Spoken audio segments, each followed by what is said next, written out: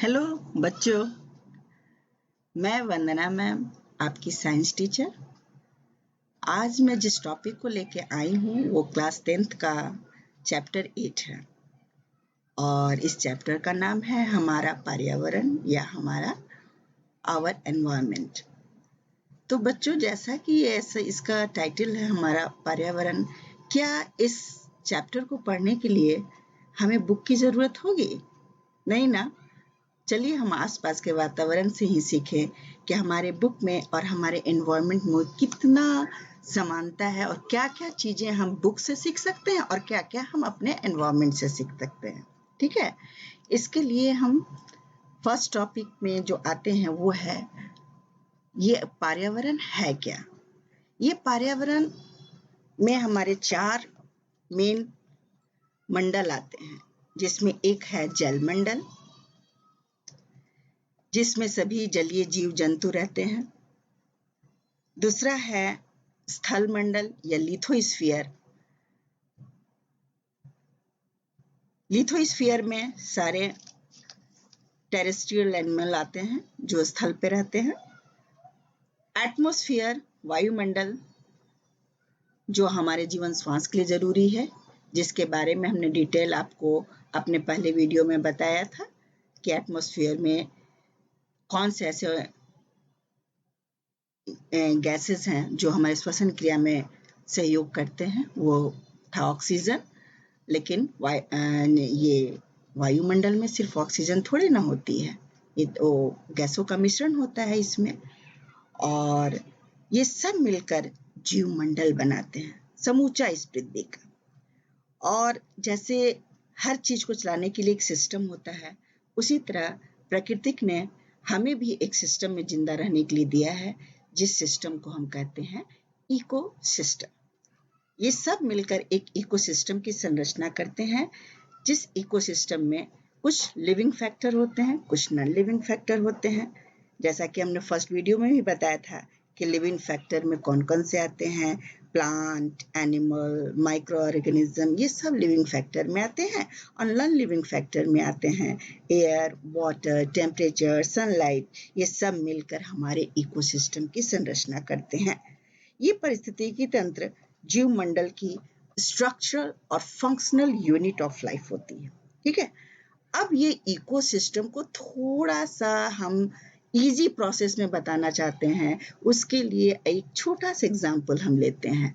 अब ये हम क्या देख रहे हैं बाबू, ये है प्राकृतिक पारिस्थितिकी तंत्र जो गॉड गिफ्टेड होती है। ठीक है, अगर आप अपने घर के किचन गार्डन में देखें या आप अपने स्कूल जाते हैं, स्कूल के सामने अगर छोटा सा एक गार्डन होगा, आप गार्डन में क्या देखते हैं, छोटे छोटे घास होते हैं और घास के बाद थोड़े बड़े फूल होते हैं, पेड़ होते हैं, बागीचा होती हैं, और उस फूलों के पास छोटी छोटी तितलियां भी आती हैं।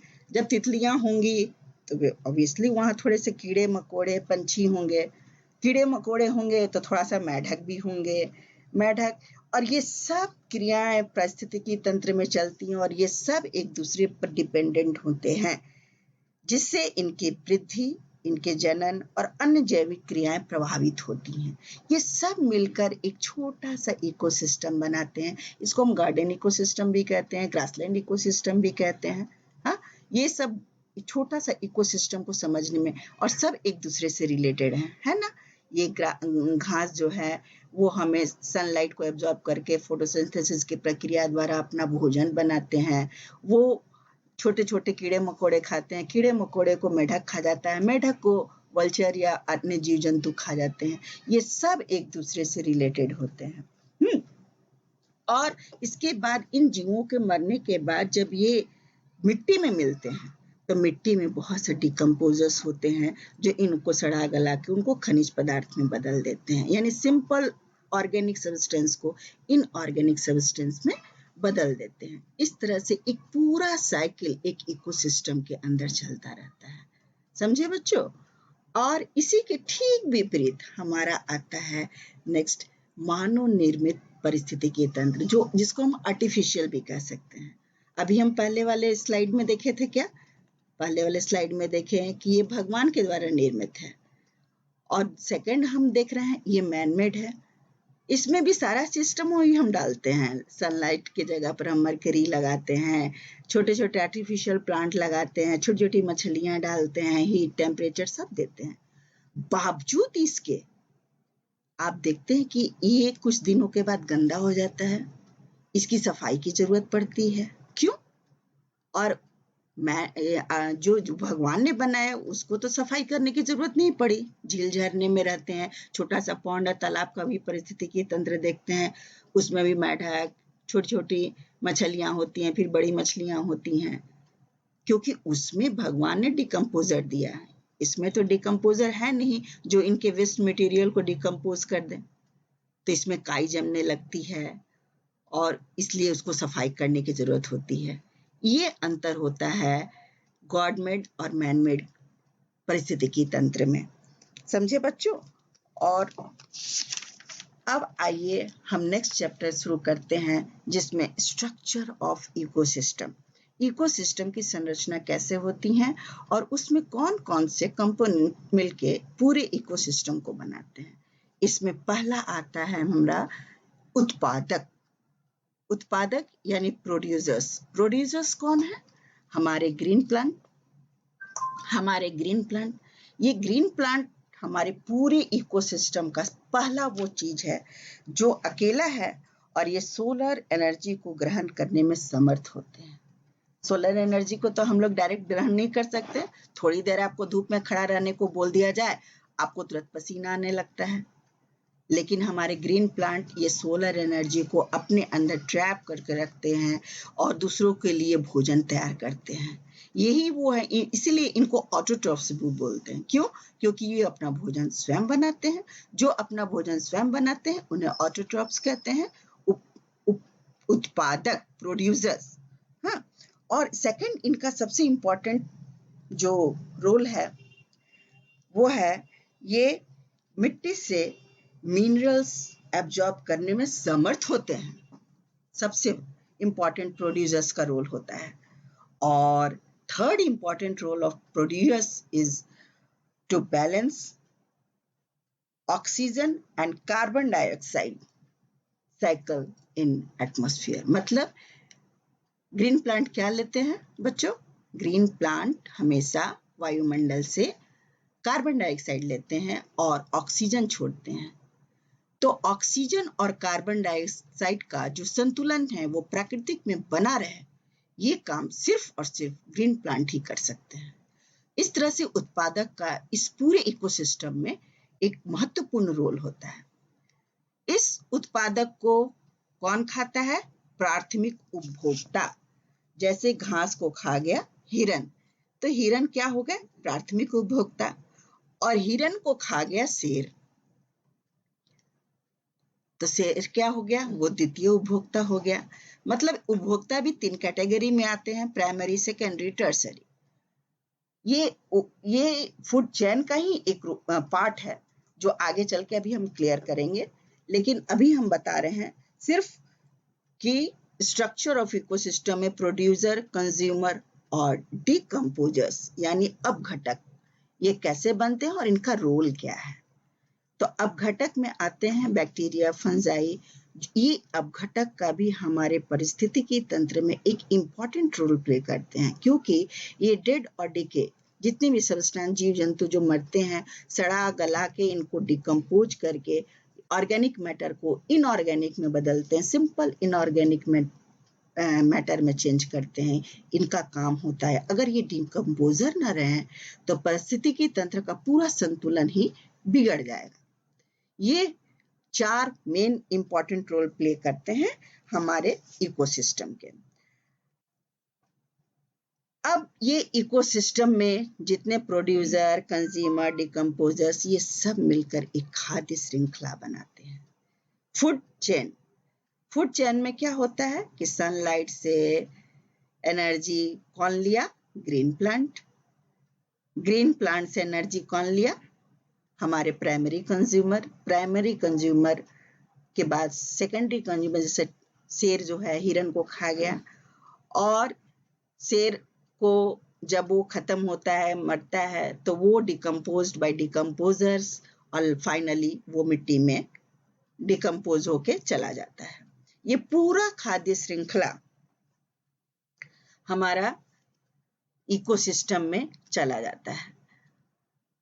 इसी इकोसिस्टम और खाद्य श्रृंखला के द्वारा एनर्जी भी ट्रांसफर होता है बच्चों। तो एनर्जी फ्लो भी इस इकोसिस्टम में होता है। लेकिन हम क्या देखते हैं कि सन से जो भी एनर्जी किलो जूल कैलोरी में जूल में आता है, उसका 10% ही प्रोड्यूसर के पास जाता है, बाकी 90% वापस एनवायरनमेंट में चला जाता है अदर एक्टिविटीज के लिए।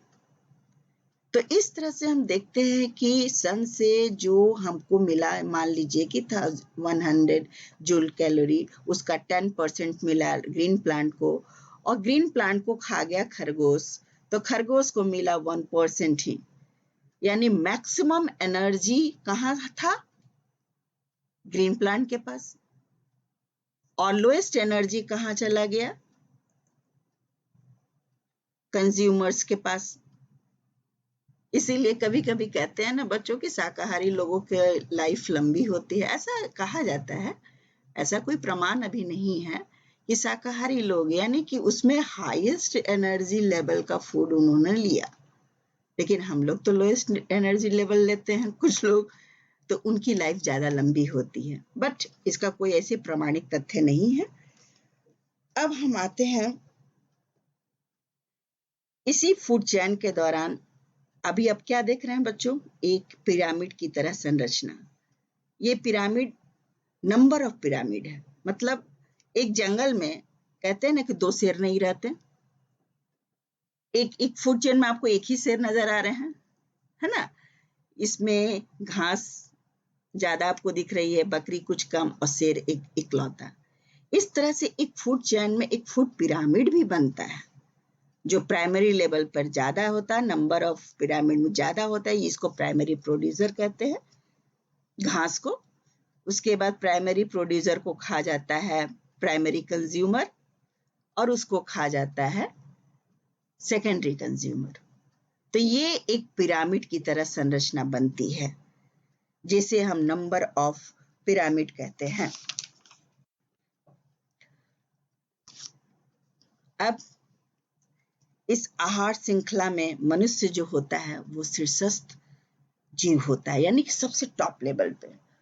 वो सर्वहारी उसको बोलते हैं, यानी वो मांसाहारी भी है, शाकाहारी भी है, हर तरह का भोजन वो खाता है। आते हैं हम नेक्स्ट ट्रबल अपने कंक्लूडिंग पार्ट में, कि आखिर मानव का पर्यावरण से संबंध क्या है। आप देख रहे हैं इस फोटो में बच्चों, शुरू से मानव, आदि मानव का क्या इतिहास रहा है। आदि मानव उतने अच्छे नहीं लगते थे, लेकिन वो पर्यावरण को बहुत अच्छा रखते थे, अपने इकोसिस्टम को बहुत अच्छा रखते थे। आज हम जेंटलमैन बन गए हैं, लेकिन हमारा पर्यावरण कैसा गंदा हम कर चुके हैं। पर्यावरण का संबंध सबसे, तीनों से, एयर, वाटर, लैंड, सारा चीज मेरा पॉल्यूटेड हो गया है।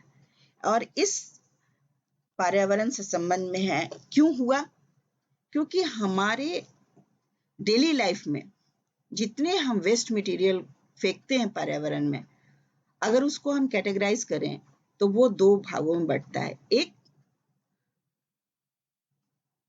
बायोडिग्रेडेबल और दूसरा नॉन बायोडिग्रेडेबल। अब हम आते हैं बायोडिग्रेडेबल पे।